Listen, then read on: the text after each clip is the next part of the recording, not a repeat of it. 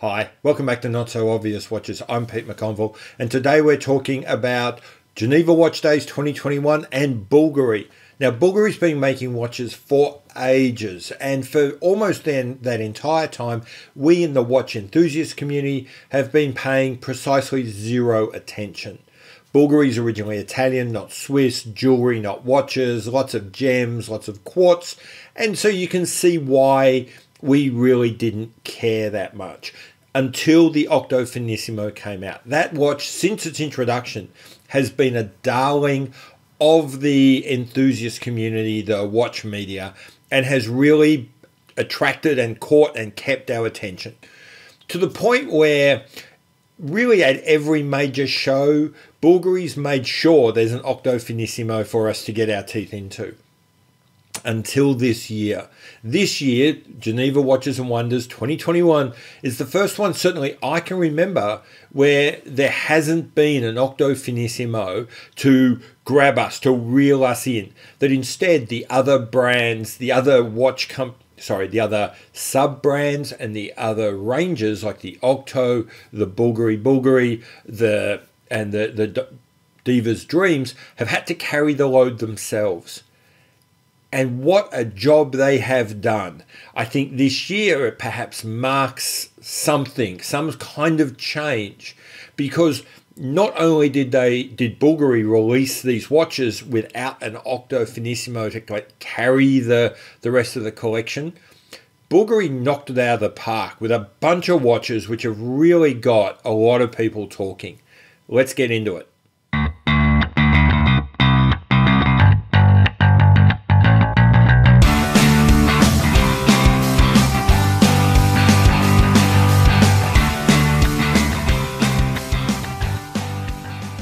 Okay, so as promised, this is my lightning fast run over the target look at what were my impressions of what Bulgari has done at Geneva Watch Days 2021.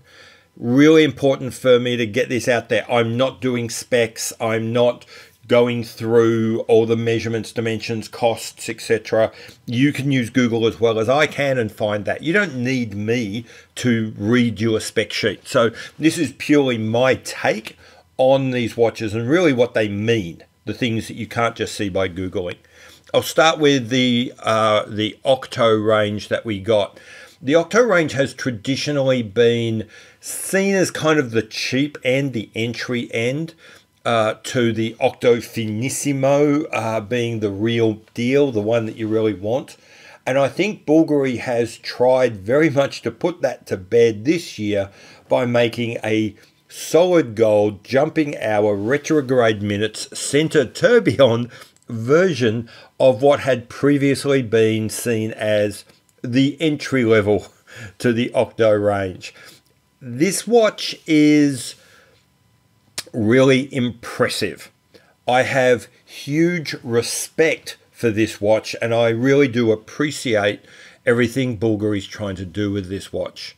But the truth is, I don't really like it very much.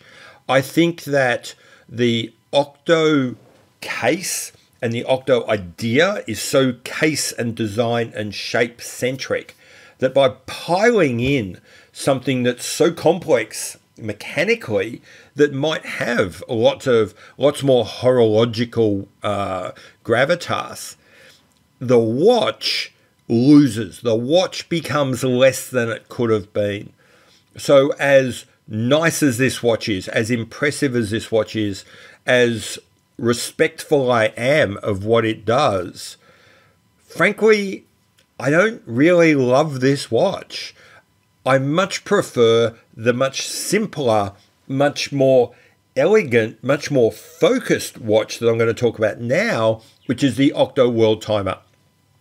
That watch is everything it could be. It's a watch which really takes advantage of the platform that the Octo gives Bulgari by keeping it reasonably simple, by having something nice and clean like just the World Timer and the World Time bezel, and letting the shapes and the colors and the finishing tell so much more of the story.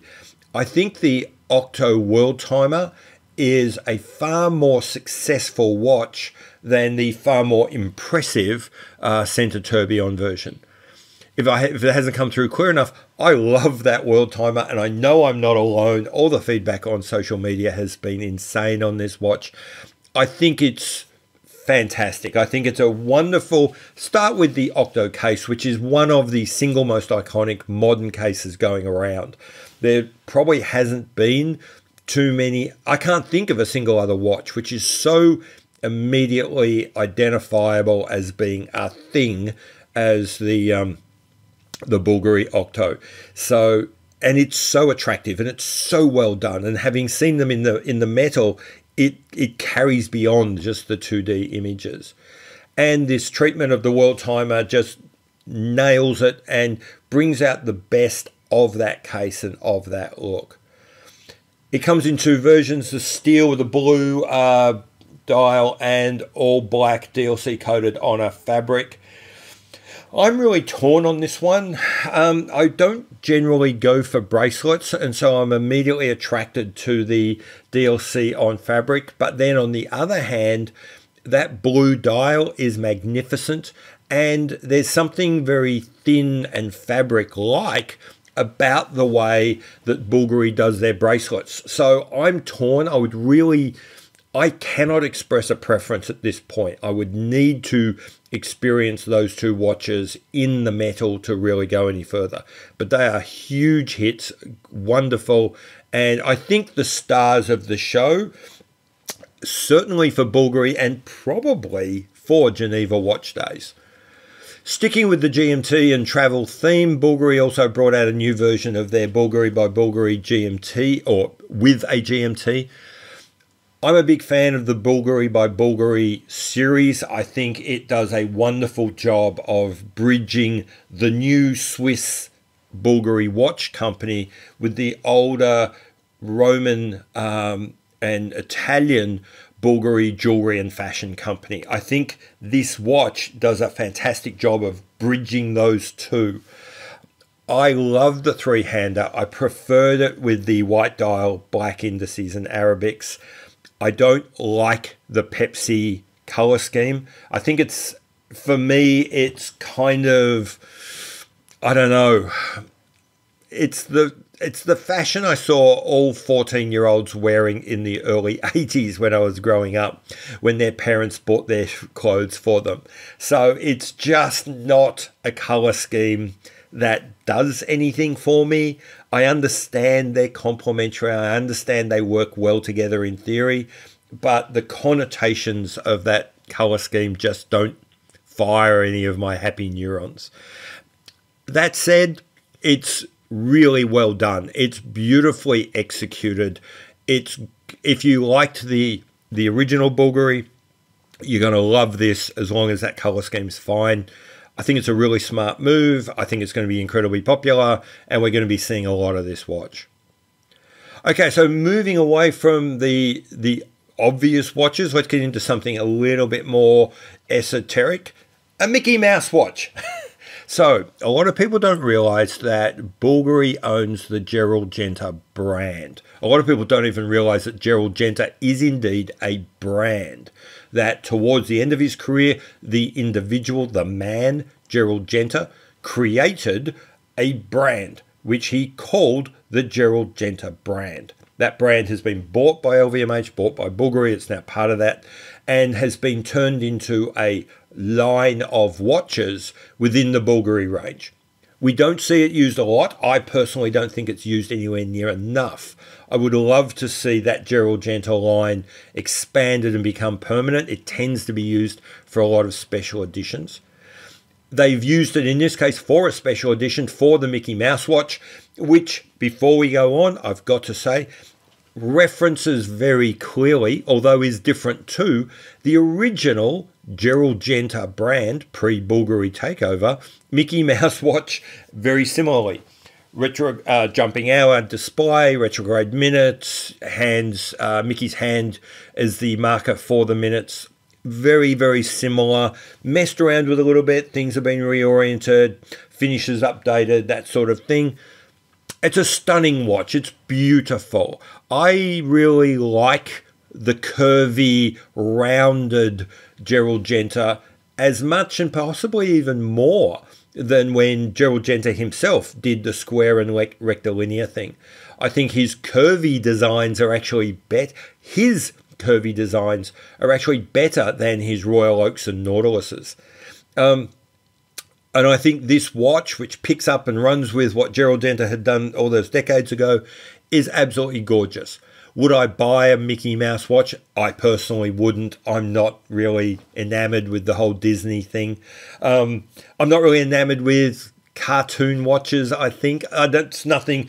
I'm not coming at this as watches shouldn't have cartoons on it. It's just not something I want to buy. Except I would buy a Snoopy. So there you go. I'm a hypocrite.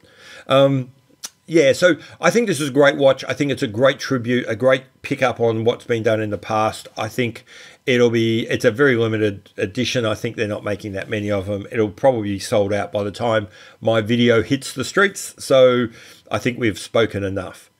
Finally, what I'll say is Bulgari also showed that they're traditional stuff. Bulgari began life as a jewelry brand, and I think we can tend to dismiss or poo-poo what that means as being somehow lesser than being a watchmaker.